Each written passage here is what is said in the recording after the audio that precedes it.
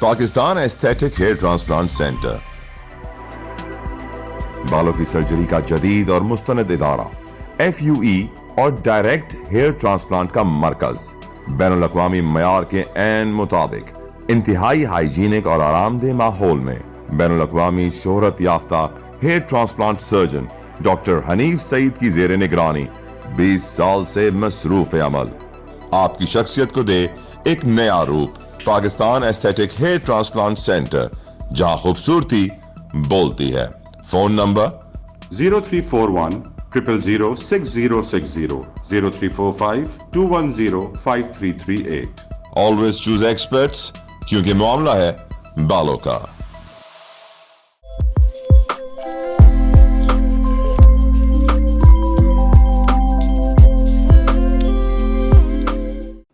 بسم اللہ الرحمن الرحیم، الصلاۃ والسلام علیک یا رسول اللہ وخاتم النبیین۔ ناظرین کرام، میں ہوں آپ کا میزبان سراج الدین امجدی، اور آپ دیکھ رہے ہیں LDN پر اپنا پسندیدہ پروگرام ہیلتھ ڈائری۔ اللہ کریم سے امید ہے کہ آپ جہاں بھی ہوں گے بخیر و عافیت ہوں گے۔ میں اپنے وعدے کے مطابق آج اپنی گفتگو کا آغاز سندھ سروسز اسپتال کراچی کی SNE کے حوالے سے کر رہا ہوں۔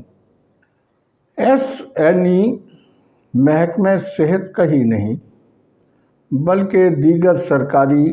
محکمہ جات میں یہ ایک معمول کا کام ہے۔ سینکشن نیو اسٹیبلشمنٹ کوئی انوکھی بات نہیں ہے۔ باصلاحیت اور فرض شناس افسران اپنے اپنے اداروں کی ضروریات اور ان ضروریات کی وجوہات اور اس سے عوام کو ملنے والی سہولیات کا باقاعدہ ایک ورکنگ پیپر بنا کر ارباب اختیار کو بھیجتے ہیں۔ لیکن بڑی حیرت کی بات ہے کہ سندھ بھر میں صرف واحد سندھ سروسز اسپتال کراچی، اس کی انتظامیہ جس کا بنیادی طور کے اوپر اس SNE سے دور دور تک کا کوئی لینا دینا نہیں ہے، کیونکہ موجودہ سول سرجن کراچی کو آئے ہوئے ابھی صرف چند ہفتے ہی ہوئے ہیں۔ جب اس معاملے کو میڈیا میں اتنا ہائٹ کے اوپر لے جایا جا رہا ہے تو ایک فرض شناس صحافی کی حیثیت سے ضروری ہے کہ میں اس کے تمام وہ پہلو آپ کے سامنے پیش کروں جو اس کی وجہ ہے۔ سندھ سروسز اسپتال کراچی کی مذکورہ SNE کے موجد تخلیق کار اور اس کے پیش کرنے والے سابق سول سرجن ڈاکٹر آغا زبیر صاحب ہیں۔ ڈاکٹر آغا زبیر صاحب محکمہ صحت سندھ کے ایک باصلاحیت، فرض شناس اور ان اچھے افسروں میں ان کا شمار ہوتا ہے جن کی مدت ملازمت کا بیشتر حصہ سندھ سروسز ہسپتال میں رہا، اور اپنی ریٹائرمنٹ سے قبل وہ سندھ گورنمنٹ لیاری جنرل اسپتال میں انتظامی سربراہ کی حیثیت سے اپنے فرائض سر انجام دینے کے بعد جب ان کی مدت ملازمت میں کوئی چند ماہ رہ گئے تھے تو محکمہ صحت سندھ کے حکام کے حکم پر ان کی تقرری بحیثیت سول سرجن کراچی عمل میں آئی۔ چونکہ ان کا ایک بڑا گہرا لگاؤ اور بڑی گہری نظر ہسپتال کی ضروریات اور مسائل پر رہی، سروسز انجام دینے کی بنا پر۔ لہذا ریٹائرمنٹ سے پہلے انہوں نے سرکاری ملازمین کے اس ہسپتال کو جدید تقاضوں سے ہم آہنگ بنانے کے لیے ایک SNE تیار کی، جس میں موجودہ وزیر صحت ڈاکٹر عذرا فضل پیجو، موجودہ سیکریٹری صحت سید ذوالفقار علی شاہ، جو اس SNE کی تیاری میں بھی ڈاکٹر آغا زبیر کی نہ صرف رہنمائی کرتے رہے بلکہ ان کی معاونت بھی ان کو حاصل رہی۔ اور اس کے بعد سب سے بڑا کریڈٹ سینٹرل پروکیورمنٹ کمیٹی کے چیئرمین جناب پروفیسر امجد سراج میمن صاحب کو جاتا ہے کہ انہوں نے اس معاملے کو ایڈیشنل سیکریٹری پروکیورمنٹ ابراہیم میمن صاحب کے پاس بھیجا، جنہوں نے خصوصی دلچسپی لیتے ہوئے حکومت سندھ کے سرکاری ملازمین کے اس ہسپتال کی پیش کی گئی تمام ضروریات کو بڑے طریقے سے محکمہ خزانہ سندھ کو بھجوایا۔ لیکن جو لوگ بیگانی شادی میں غیر ضروری طور کے اوپر خود دلہا بننے کی کوشش کر رہے ہیں، وہ اس حقیقت سے کیوں صرف نظر کر رہے ہیں جس میں سینٹرل پروکیورمنٹ کمیٹی کا اپنا کردار، ایڈیشنل سیکریٹری پروکیورمنٹ کا اپنا کردار، لیکن ان کے چرچے کے اندر یہ کردار شامل نہیں ہے۔ پھر میں آپ کو یہ بھی بتاتا چلوں کہ اس معمول کے کام پر اتنے شادیانے بجانے کی ان کو ضرورت کیوں پیش آ رہی ہے، تو میں آپ کو یہ بتاتا چلوں کہ ڈاکٹر آغا زبیر میمن صاحب کے بعد سول سرجن کراچی ڈاکٹر عاشق شیخ صاحب کی تقرری عمل میں آئی تھی، جو ایک بہت ہی اچھے، نفیس اور باصلاحیت منتظم تھے، لیکن مذکورہ ہسپتال میں خود ساختہ اکاؤنٹ اسسٹنٹ وہاب اللہ یوسفانی کی سازش کا شکار ہو گئے، ورنہ اس SNE کا استعمال ان کے ہاتھوں سے ہونا تھا۔ اور ان کا جب یہاں سے تبادلہ ہوا تو ڈاکٹر خالد شیخ صاحب، جو سندھ گورنمنٹ اسپتال سعود آباد کے انتظامی سربراہ تھے، وہ بحیثیت civil surgeon Karachi Sindh services اسپتال میں ان کی تقرری عمل میں آئی، اور ان کی تعیناتی کو ابھی چند ہی ہفتے گزرے کہ اس SNE کے اوپر عمل درآمد کا وقت آ گیا۔ میں نہیں سمجھتا ہوں کہ اس کے چرچا کرنے میں ان کی کوئی ذاتی دلچسپی ہوگی، کیونکہ ڈاکٹر سید خالد علی بخاری کو میں آپ سے نہیں برسہ برس سے جانتا ہوں۔ وہ بڑی طلسماتی شخصیت ہیں، اور جب بھی ان کو حکومت سندھ کی جانب سے کوئی ذمہ داری دی گئی ہے تو اس کو انہوں نے بحسن و خوبی پورا کرنے کی کوشش کی ہے۔ لیکن یہاں پر اس سارے کھیل کے پیچھے اگر میں آپ کو تفصیلات بتاؤں تو سندھ سروسز اسپتال کی SNE جو رواں مالی سال اختتام پذیر ہوا ہے، وہ 18,61,18,000 روپے کی ہے، جبکہ یہی SNE جناح اسپتال میں 52 کروڑ روپے کی ہے، اور اسی طرح سے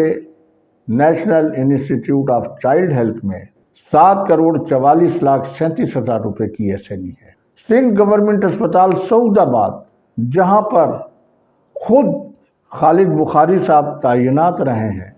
وہاں پر صرف اور صرف 1.5 کروڑ روپے کی SNE رہی ہے۔ اس کا مطلب یہ کہ اگر سید خالد بخاری صاحب نے کوئی دلچسپی لی ہوتی تو یہ SNE 1.5 کروڑ سے کہیں زیادہ کی ہو سکتی تھی، کیونکہ اس مضافاتی اسپتال میں جتنی ضروریات ہیں اور جتنے مسائل ہیں اس کے حوالے سے سندھ گورنمنٹ اسپتال کی ایس این ای کے مطلب رقم کو اگر آپ دیکھیں تو اس کا مطلب اس کے اوپر کام نہیں کیا گیا۔ اسی طریقے سے سندھ گورنمنٹ اسپتال لیاقت آباد میں 7,14,41,000 روپے کی ایس این ای ہے۔ پھر سندھ گورنمنٹ قدر اسپتال اورنگی ٹاؤن میں 2.5 کروڑ روپے کی ایس این ای ہے۔ سندھ گورنمنٹ اسپتال نیو کراچی میں 6,56,65,000 روپے کی ایس این ای سال 2022 اور 23 جو اختتامی مالی سال تھا اس کی ایسے نہیں ہے۔ لیکن یہاں پر آپ کو بتانا یہ ہے کہ اس ایس این ای کے پیچھے ڈھول بجانے اور شادیانے بجانے کو اس لیے ضروری جانا گیا کہ 7 مشینیں پہنچی ہیں اور 13 مشینیں آئے بغیر تمام کے بلز کلیئر کر دیے گئے، اور حیرت انگیز طور کے اوپر اسٹور نے جو مشینیں نہیں آئی ہیں انہیں ریسیو بھی کر لیا ہے۔ یہ ہے وہ فنکاریاں اور یہ ہے وہ بدعنوانیاں جس کو چھپانے کے لیے ایک غیر ضروری طور کے اوپر شادیانے بجانے کا اور ڈنکا بجانے کا کھیل کھیلا گیا ہے۔ میں یہاں بتاتا چلوں کہ سندھ گورنمنٹ اسپتال کے خود ساختہ اکاؤنٹنٹ، جن کو اگر محکمہ صحت کا راجہ اندر کہا جائے تو غلط نہ ہوگا، اس راجہ اندر نے ڈاکٹر عاشق شیخ کو ہی نہیں، اسکن انسٹیٹیوٹ ڈیزیز کے ڈاکٹر نور نبی سومرو اور بھی بہت سارے افسران ہیں جن کو ڈسا ہے اور خود کرپشن کر کے ان کو قربانی کا بکرا بنایا ہے۔ اب اس معاملے کے اندر ڈاکٹر خالد بخاری کا انجام کیا ہوگا یہ تو میں اس بارے میں کچھ نہیں بتا سکتا ہوں، لیکن یہ ایک بہت بڑا سوالیہ نشان ہے کہ 7 مشینیں آئی ہیں، 13 مشینیں ابھی آنی ہیں، لیکن وہ ریسیونگ بھی ہو جاتی ہیں، ان کے بل بھی پاس ہو جاتے ہیں اور اپنا کمیشن بھی جیب میں ڈال لیا جاتا ہے۔ یہ کرپشن کی کہانی کا وہ پہلو ہے جس کے لیے ایس این ای کا شادیانہ بجانے کو ضروری جانا گیا۔ لیکن سب سے بڑی بات یہ ہے کہ اس ایس این ای میں کہیں پر بھی کسی بھی اکاؤنٹنٹ کا کوئی رول یا کردار نہیں ہوتا ہے۔ جو کہا جا رہا ہے کہ جناب یہ اتنا بڑا بار تھا کہ وہاب اللہ یوسفانی جیسے اندر راجہ کو اپنے ناتواں کاندھوں کے اوپر اس کو اٹھانا پڑ گیا، حالانکہ جب ان کی یہاں تعیناتی عمل میں آئی تھی اس وقت بھی یہ سندھ سروسز اسپتال ایک ایسے کرپٹ ترین انتظامی سربراہ کے نرغے میں یرغمال بنا ہوا تھا جن کا نام سب جانتے ہیں، اور بالآخر ان کو اپنی مدت ملازمت پوری کرانے کے لیے صوبائی وزیر سعید غنی صاحب کو محکمہ محنت میں لے جانا پڑا۔ آپ سب کو معلوم ہے اس سے پہلے انتظامی سربراہان یہاں پر جس طریقے سے کرپشن کرتے رہے ہیں، اب اس ساری کرپشن کی باغ ڈور اس وقت وہاب اللہ یوسفانی کے پاس ہے، جو برملا یہ باتیں لوگوں کو بتاتے ہیں اور کہتے ہیں کہ وہ حصہ اوپر تک پہنچاتے ہیں۔ یہ میں کیمرے کے سامنے بیان کر رہا ہوں، اور یہ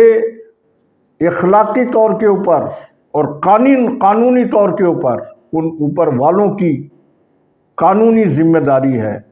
کہ وہ اپنے اوپر لگائے جانے والے اس الزامات کے حوالے سے اپنی پوزیشن کو واضح کریں۔ اس کے ساتھ ہی مئی اور جون میں سندھ سروسز اسپتال کے اندر جو لوٹ مار کی وارداتیں ہوئی ہیں وہ بھی انشاءاللہ العزیز رواں ہفتے میں آپ کے سامنے اسی طریقے سے لے کر آؤں گا جس طریقے سے 7 مشینیں آنے پر 13 مشین آئے بغیر ان کی ریسیونگ بھی کر دی گئی، ان کے بل بھی ادا کر دیے گئے، اور ان کے بل ادا کرنے کے اوپر جو نذرانے وصول کیے گئے ہیں وہ ایک الگ کہانی ہے، اس کی اعلیٰ سطحی تحقیقات کی ضرورت ہے۔ اور پھر جو کچھ ابھی 10 جولائی کو ٹینڈر کے نام پر تماشا ہوا ہے، اس کا انجام کیا ہوگا وہ بھی آئندہ چند دنوں میں سب کے سامنے آ جائے گا۔ لیکن یہاں کھیلی جانے والی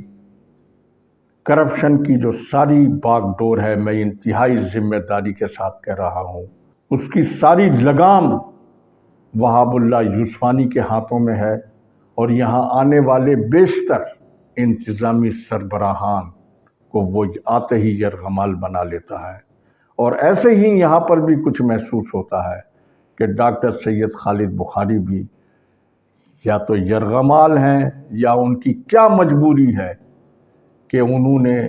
ان کو فری ہینڈ دیا ہوا ہے۔ اس فری ہینڈ کے پیچھے کی کہانی میں تو نہیں، خود خالد بخاری بتا سکتے ہیں۔ اس کے ساتھ ہی آج کا وقت ختم ہوا۔ خدا حافظ۔ پاکستان زندہ باد۔